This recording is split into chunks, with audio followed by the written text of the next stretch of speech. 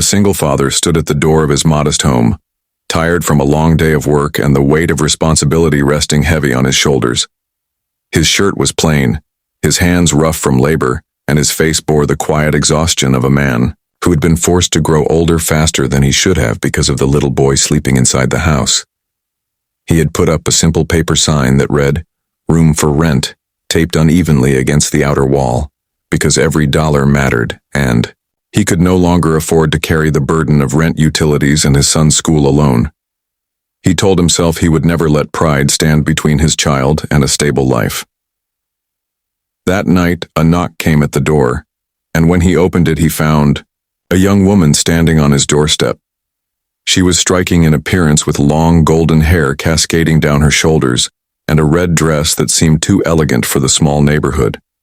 Her eyes, though, were softer than her appearance suggested. They carried the weight of secrets she had never shared. She clutched a notebook tightly against her chest and a backpack hung loosely from one shoulder. She asked with a quiet, determined voice if the room was still available.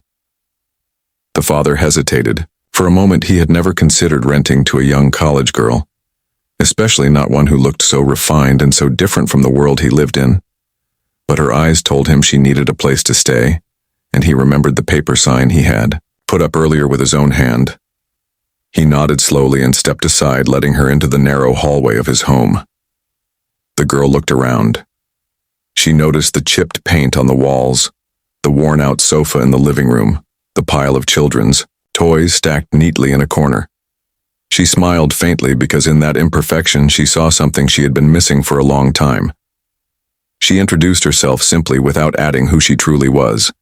She never mentioned that her father was a powerful businessman who controlled companies and fortunes. She never spoke of the mansion she had grown up in or the private schools she had attended. Instead, she told him she was a college student who needed a quiet place to stay near campus. She said she could pay rent and that was enough for him. He asked her only one question: "Can you live with a child in the house?" She answered, "Yes," without hesitation. From that night forward, their lives began to weave together. The little boy, curious and innocent, peeked at her from behind the doorway of his room, at first shy of the stranger who had suddenly moved in. She bent down one evening and offered him a smile, and before long he began to follow her around like a shadow. He would bring her his picture, book, sit beside her as she studied, and sometimes fall asleep on the couch while she read aloud to him. Her presence lit corners of the house that had long felt dim, and the father began to notice the change too. She became part of their daily rhythm. She helped with dishes without being asked. She picked up groceries on her way home from class, and she often sat with the little boy, teaching him words, numbers, and even drawing. He adored her, and he told his father one night, "Daddy, she feels like family." The father said nothing, but in his heart he felt a warmth he had not known for years since his wife had passed away, leaving him to raise their child alone. The girl, however, carried a heavy truth. She had chosen to leave her wealthy home because she was tired of the suffocating expectations of her father, tired of being treated as a business deal rather than a daughter. She wanted to find a life that was real, to know people who cared not for her fortune, but for her. She found exactly that in the small house with peeling paint and laughter echoing from a child's room. Days turned into weeks and weeks into months. The bond between them deepened. The father began to look forward to her presence, not only for the way she helped with the household, but for the companionship, her quiet understanding, and the gentle way she filled the spaces of his lonely life. She reminded him of hope, though he did not dare say it aloud for fear of complicating her young life. One evening, as rain pattered against the windows, the girl sat across from him at the dinner table. The boy had fallen asleep early, and it was just the two of them. She asked him why he had chosen to rent out a room to a stranger. He told her honestly, "Because I needed help, but more than that, I wanted my son to grow up seeing kindness and trust, not just struggle."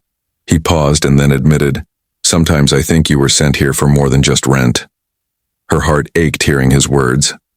She wanted to tell him everything about who she was, about the millions her family owned, about the life she had run away from. But she stayed silent for fear that the truth might change the way he saw her. She wanted to be accepted for the person she was in this house, not the name she carried. But secrets have a way of surfacing. One afternoon, a sleek black car stopped outside the modest home. A man in a tailored suit stepped out with sharp eyes and a commanding presence. The girl froze when she saw him. She knew it was only a matter of time before her father had found her.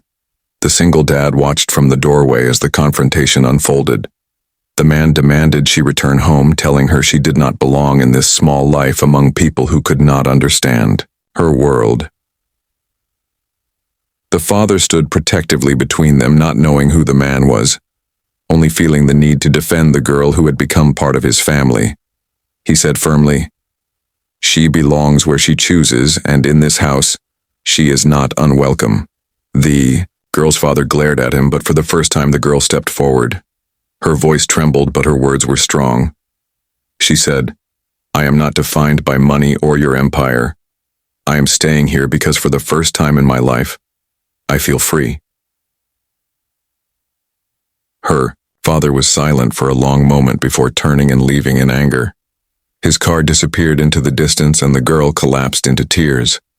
The single dad placed a hand on her shoulder gently and told her that whatever truth she was hiding, it did not matter to him. She had already proven who she was by the way she cared for his son, and that was all that counted.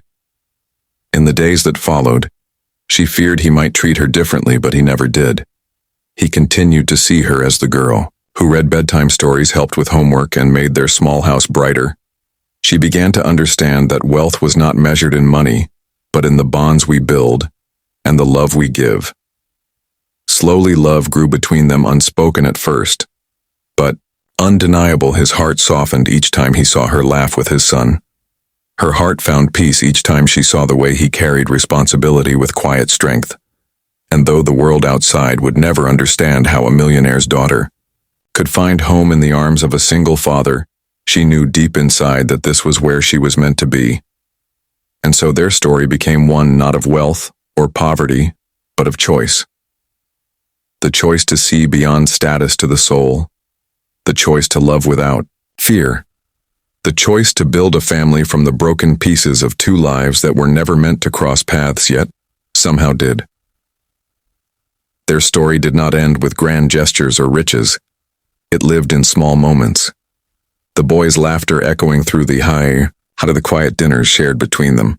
The comfort of knowing that no matter how much money was in the world, true belonging was found in love and love alone.